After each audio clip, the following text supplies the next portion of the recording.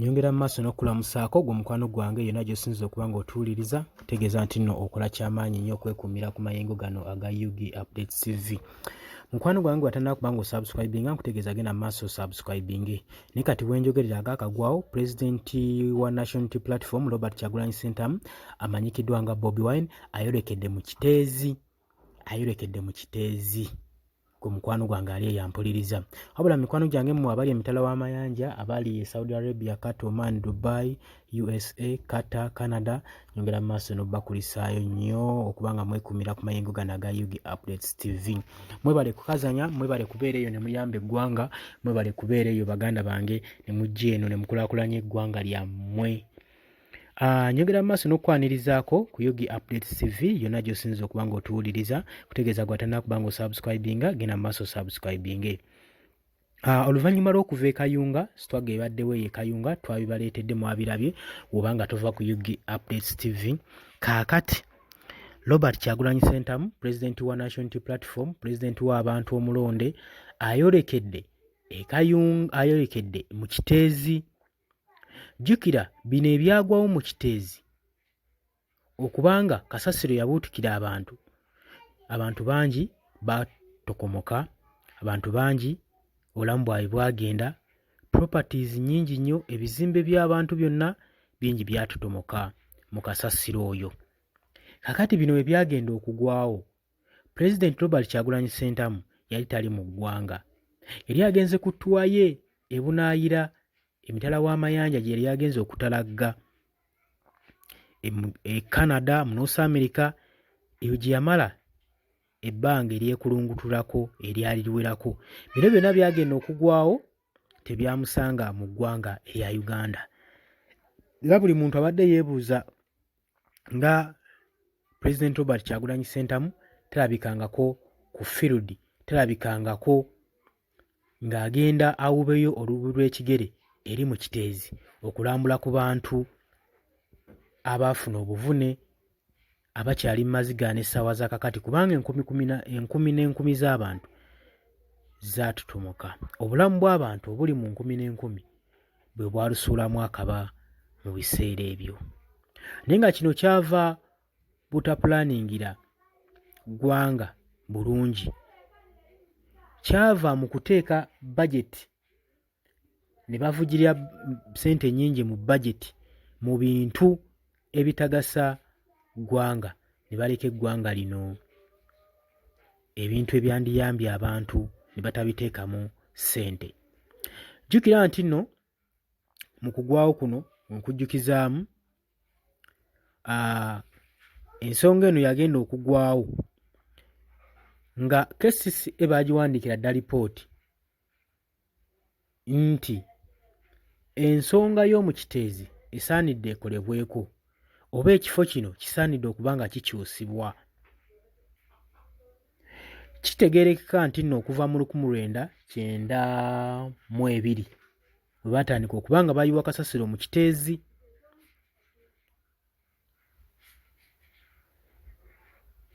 baatandika okuyiwamu kasasiro mu kifo ekyo paka n'essaawa za lwaleero oba gye buvuddeko emabega badde bakyayiwamu kasasiro. Naye nga bakimanyi bulungi mu 2013 lipooti ewe yatwalibwa ku mmeeza okukakasa ekifo ekyo nga bwe kijjudde wekitakyasobola kuba nga kiwanirira kasasiro yenna yenna gwe bakiteekamu.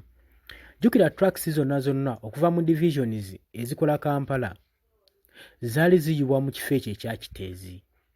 Ekigambibwa nti nno ekifo ekyo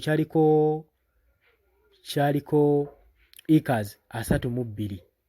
Kati kiteebereza okuba nga abantu abaatotomose babadde bawera batudde ku landscape ya acre nnamba.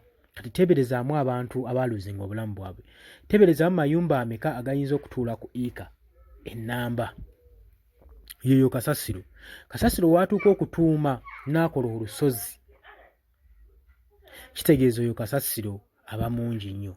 Wabula kye tuwulirako mu ŋŋambo nti olw'okuba nga kasasiro yali amaze ebbanga ddene eyo, waliwo abagwira abaali balina bafuddeyo empuku zaabwe nga balina bye bakolerayo.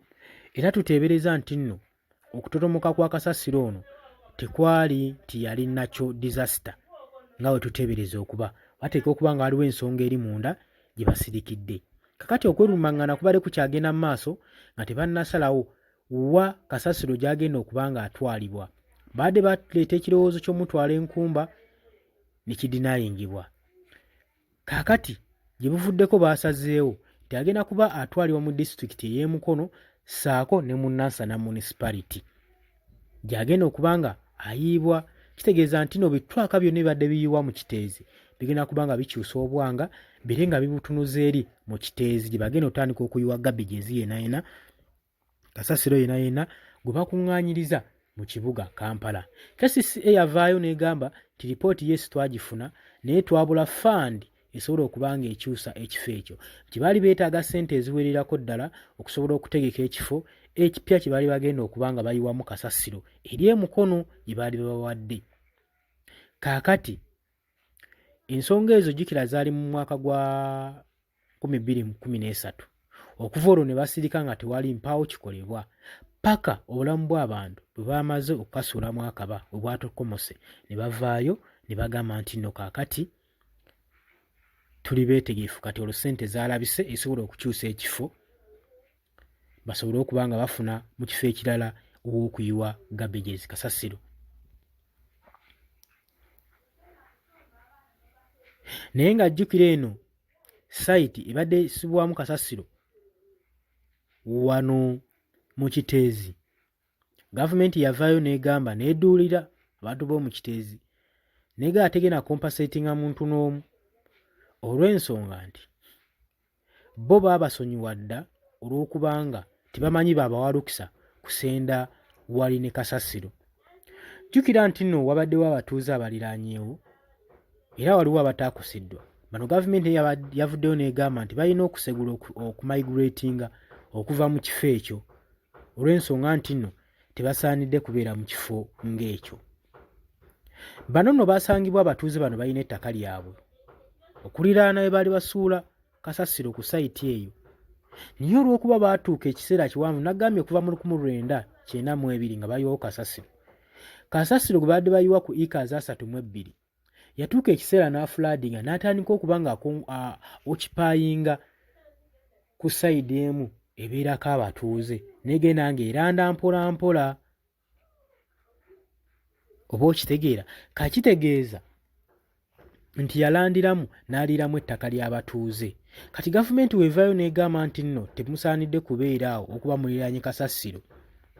Nze ngamba gavumenti yeyali enkyamu. Gavumenti esaanidde ekompasetinga abantu ebavujjirire esobole okuba nga ebajjawo ebatwale mu kifo ekirala kubanga bwali buvunaanyizibwa bwabwe okulaba nti nno kasasiro onajjudde ne balekeraawo ne badampinga ne bafuna damping site endala gye basuulamu kasasiro mukwano gwange gwali ampuliriza. Kaakati olunaku olwaleero President Robert Kyagulanyi Ssentamu akutte trucks ez'emmere mifaliso twala tugende inku n'abitwalira abantu b'omu Kiteezi sobola obbadduukirira ku ekyo ekyabagwako gwe mukwano gwange ali eyampuliriza. Agenza abadduukirire n'ebintu nkuyanja kusinza ku bifaananyi bye nkusiigidde mifaliso bulangiti biki byonna byonna beetisse batwalire abantu b'omu Kiteezi babatwalire emmere kubanga ajjukira buli kimu ekyabwe kyatotomoka. Abamu tebalina waakusula, abamu tebalina sherota. Gavumenti yagaana okuvaayo okubadduukirira ng'omukwano gwange ali eyampuliriza. Naye kati wenjogerera Robert Kyagulanyi Ssentamu yayolekedde dda oba nga yabukyusizza yayolekedde dda wali eri mu Kiteezi okugenda okudduukirira abantu baayo gwe mukwano gwange ali eyo ampuliriza. Nkwagala nnyo webale kwekumira ku Yugi Updates TV. Tugenda kuba nga tukuleetera byonna ebigenda okuba nga bifaayo. Pulezidenti w'abantu, pulezidenti wa National Unity Platform gy'anaaba atalazze gwe mukwano gwange. Biki by'anaaba asanzeewo, buvumu ki, bigambo ki by'agenda obbasuulirayo gwe mukwano gwange ali eyo ampuliriza. Buli kimu tugenda kuba nga tukikuleetera. Bwe ky'oba okola subscribinga busubscribinzi, sharinga, commentinga. Twerabira kona mukade nagamba akadde ako kajja kuyambako kuleetera notification message singa buli we tunaba tuzze ku mpewo nga tukuleetedde information ompya oba document ompya osobole okuba nga weekumira kubanga oli updated mu ggwanga gwe mukwano gwange ali eyo. Baganda bange ab'emitala w'amayanja nammwe mwebale kwekumira ku Yugi Updates TV mbaanirizaako nnyo mwebale kubeerako. Tubaagala nnyo temuva ku UG Updates TV.